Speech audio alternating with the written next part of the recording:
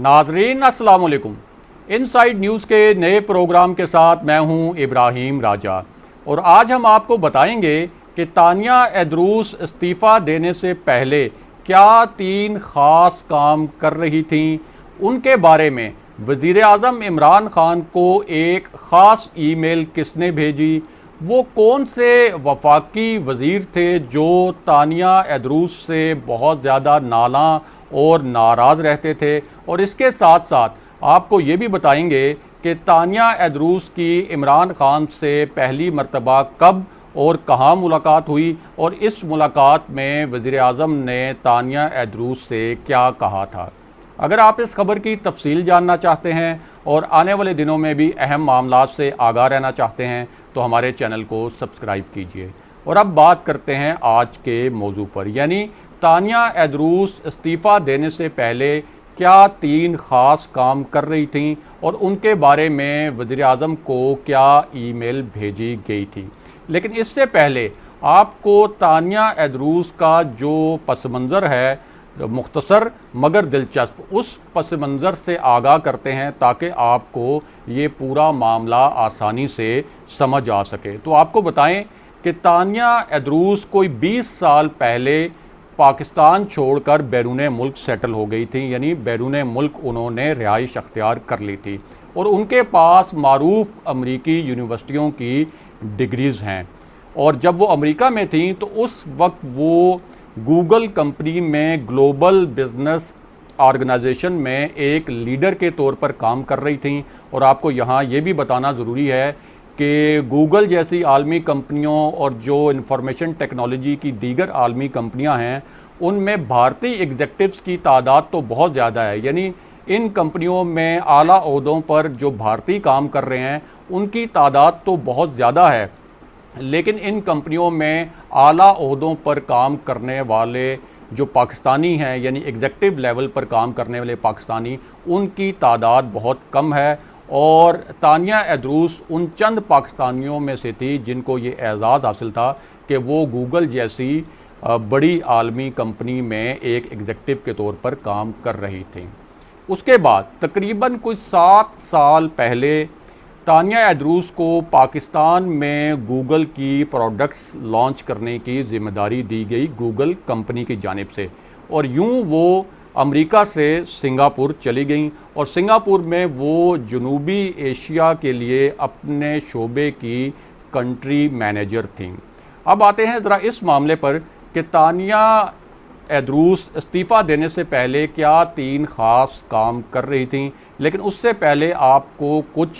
अहम आदादो शुमार से आगाह करते हैं और आगे चलकर आपको ये भी बताएंगे कि वो कौन से वज़ीर साहब थे जो खुद तो बड़े ही नालायक थे लेकिन तानिया एदरूस पर भरम रहते थे। लेकिन उससे पहले आपको कुछ अहम आदादो शुमार बताने हैं। तो आपको बताएं कि पाकिस्तान में कोई 22 करोड़ अफराद में से 7.25 करोड़ लोगों के पास इंटरनेट की सहूलत मौजूद है, जो तकरीबन 32 से 33% तक की शरह बनती है। इसी तरह मोबाइल नेटवर्क पर तकरीबन 42% लोग मौजूद हैं। और ये जो शरह है ये जनूबी एशिया में, यानी हमारे ही खित्ते के जो दीगर ममालिक हैं उनके साथ अगर हम एक कंपैरिजन करें, एक मुवाजना करें, तो उन मुल्कों से कोई 11 से 12% तक कम है। और पाकिस्तान में जो स्मार्टफोन्स हैं उनका इस्तेमाल भी दीगर ममालिक से कम है। अब इस पूरी सूरत हाल में तानिया एदरूस जो हैं वो इस मिशन पर काम कर रही थी कि पाकिस्तान में एक डिजिटल आइडेंटिटी, या आप इसे कह लें कि डिजिटल सिटीजनशिप, या आप इसे कह लें कि डिजिटल शहरियत का मुकम्मल नेटवर्क बनाया जाए। और इस नेटवर्क का मतलब ये था कि हर काम बआसानी ऑनलाइन हो, यानी अगर किसी ने शनाख्ती कार्ड बनवाना है, किसी ने पासपोर्ट बनवाना है, हुकूमत से कोई सर्टिफिकेट लेना है, किसी मकान की रजिस्ट्री करवानी है, कोई गाड़ी बेचनी है, कोई गाड़ी ख़रीदनी है, कोई प्लाट अपने नाम करवाना है या किसी और के नाम करवाना है, तो ये सब कुछ ऑनलाइन हो और लोगों को दफ्तरों के धक्के ना खाना पड़ें और इन कामों के लिए रिश्वत वगैरह और जो कमीशन वगैरह है वो भी ना देना पड़े। दूसरा काम जो तानिया एदरूस कर रही थी वो ये था कि पाकिस्तान में डिजिटल तिजारत को फ़रोग दिया जाए, यानी पाकिस्तान में जो ख़रीदो फ़रोख्त तक है वो भी ऑनलाइन या डिजिटल हो और इसमें किसी किस्म का कोई फ्रॉड या कोई जो है वो धोखा ना हो सके। और इन दोनों कामों को और इन दोनों मिशंस को मुकम्मल करने के लिए तीसरा काम जो अहम तरीन काम था वो ये था कि पाकिस्तान में एक डिजिटल इंफ्रास्ट्रक्चर बनाना, यानी एक डिजिटल ढांचा बनाना। आप इसको आसान अल्फाज में इस तरह कह सकते हैं कि इंटरनेट का एक ऐसा तेज़ तर निज़ाम बनाना जो हर इलाके में मुयस्सर हो, हर शख्स के पास हो तकरीबन, और उसकी कीमत भी बहुत ज़्यादा कम हो ताकि हर शख्स ये जो इंटरनेट की सहूलत है वो इस्तेमाल कर सके। अब जिस वक्त तानिया एदरूस ने इन मिशंस पर काम करना शुरू किया तो खालिद मकबूल सिद्दीकी,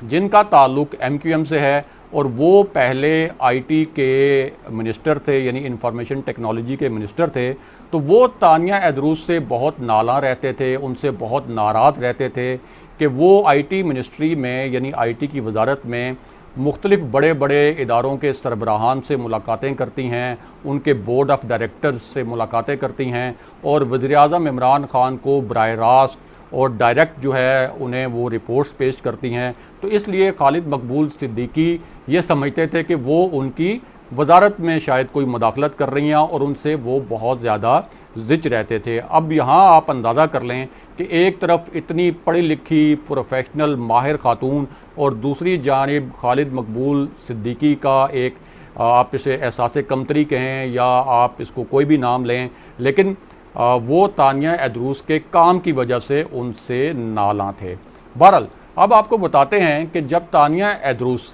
सिंगापुर में थीं तो उनके बारे में वज़ीर-ए-आज़म इमरान खान को एक ईमेल की गई और इस ईमेल में इमरान खान से ये कहा गया कि अगर वो पाकिस्तान को अपने विजन के मुताबिक टेक्नोलॉजी की राह पर गामजन करना चाहते हैं और पाकिस्तान को एक डिजिटल पाकिस्तान बनाना चाहते हैं तो वो तानिया एदरूस की खिदमात हासिल करें। और इसके बाद वज़ीर-ए-आज़म ने जो अपनी एक रिफॉर्म्स की टीम बनाई थी, जिसे आप कह सकते हैं कि एक इस्लाहात की टीम बनाई थी, और इस सिलसिले में वज़ीर-ए-आज़म ने मुख्तलिफ टास्क फोर्सेस भी बनाई थी, तो उस टीम ने तानिया एदरूस से रब्ता किया और उसके बाद उनका जहांगीर खान तरीन से रब्ता हुआ और फिर जहांगीर खान तरीन ने तानिया एदरूस को पाकिस्तान आने पर कायल किया। जब तानिया एदरूस पाकिस्तान आईं तो फिर उनकी वज़ीर-ए-आज़म इमरान खान से एक 1-on-1 मुलाकात हुई, यानी जिसमें तानिया एदरूस और वज़ीर-ए-आज़म इमरान खान मौजूद थे। और उस मुलाकात में तानिया एदरूस से वज़ीर-ए-आज़म इमरान खान ने कहा कि पाकिस्तान में मसाइल की जो फहरिस्त है वो बहुत लंबी है, बहुत तवील है, लेकिन उन्होंने घबराना नहीं है और वो डट कर अपने जो शोबा है उसमें काम करें और वज़ीर-ए-आज़म इमरान खान उनके शोबे में जो हाइल रुकावटें होंगी उनको दूर करने में उनकी पूरी मदद करेंगे। अब ये तो पूरा पस मंज़र था कि तानिया एदरूस पाकिस्तान कैसे आईं या उन्हें पाकिस्तान आने पर कैसे कायल किया गया। अब आपको बताते हैं कि एक इंतहाई प्रोफेशनल, एक इंतहाई माहिर खातून जिसे बहुत एहतमाम के साथ, बहुत इज़्ज़त के साथ, एहतराम के साथ, बहुत वक़ार के साथ पाकिस्तान वापस लाया गया, जो 20 साल पहले पाकिस्तान छोड़ के जा चुकी थी, तो उनसे वज़ीर-ए-आज़म को इस्तीफ़ा क्यों लेना पड़ा। अब यहाँ एक बात वाज़ेह करना बहुत ज़रूरी है कि तानिया एदरूस पर कोई करप्शन का इल्ज़ाम अब तक सामने नहीं आया, लेकिन उनसे एक गलती ज़रूर हुई कि उन्होंने मावने खुसूसी का ओहदा संभालने से एक दिन पहले एक प्राइवेट कंपनी रजिस्टर करवाई। वो कंपनी भी नॉन प्रॉफिट कंपनी थी और उसको SECP के साथ रजिस्टर किया गया। अब यहाँ कोई अभी करप्शन का मामला तो सामने नहीं आया, लेकिन बहरहाल चूँकि वो एक आला सरकारी ओहदे पर फाइज थी, वज़ीर-ए-आज़म की मावने खुसूसी भी थी, तो ये एक कॉन्फ्लिक्ट ऑफ इंटरेस्ट यानी मफादात के टकराव का मामला ज़रूर था। और इस कंपनी के मुतल्लिक तफसीलात जो हैं हमने अपनी जो पिछली 2 वीडियोज़ हैं उसमें भी बताई थी और मुख्तसरन आपको दोबारा बता देते हैं कि कंपनी जो थी उसकी एक डायरेक्टर तो वो खुद थी, उसके अलावा जहांगीर खान तरीन जो है वो इनकी कंपनी के डायरेक्टर थे, अगरचे बाद में उन्होंने इस्तीफ़ा दे दिया, और जहांगीर खान तरीन के जो वकील थे वो भी इस कंपनी के डायरेक्टर थे। और हम जानते हैं कि वज़ीर-ए-आज़म इमरान खान के हुक्म पर ही शुगर माफिया के ख़िलाफ़ जो है वो कार्रवाई हुई थी। और इस वक्त जहांगीर तरीन की जो तहरीक इंसाफ के अंदर लॉबी है वो खासी कमज़ोर हो चुकी है। तो एक तरफ वो जहांगीर तरीन जिन्होंने इनको मुतारिफ़ कराया था उनकी लॉबी कमज़ोर हो गई, दूसरी जानिब इनसे एक कंपनी रजिस्टर करवाने की गलती हो गई, और तीसरी जानिब जब इनकी दोहरी शहरियत का मामला सामने आया और मावनीन खुसूसी पर तनकीद होने लगी तो फिर काबीना के अंदर और काबीना के बाहर जो लोग थे कुछ उन्होंने इनके ख़िलाफ़ एक महाज बना लिया और फिर इन्हें जो इन्होंने कंपनी रजिस्टर करवाई थी उसे बुनियाद बनाकर इनसे इस्तीफ़ा ले लिया गया। क्योंकि जो वज़ीर-ए-आज़म ऑफिस में हमारे ज़राए हैं उनके मुताबिक वज़ीर-ए-आज़म चाहते थे कि उनका जो प्रोग्राम है डिजिटल पाकिस्तान का उसमें मुकम्मल तौर पर शफाफियत हो और उस पर किसी किस्म के कोई सवालात ना उठाए जा सकें।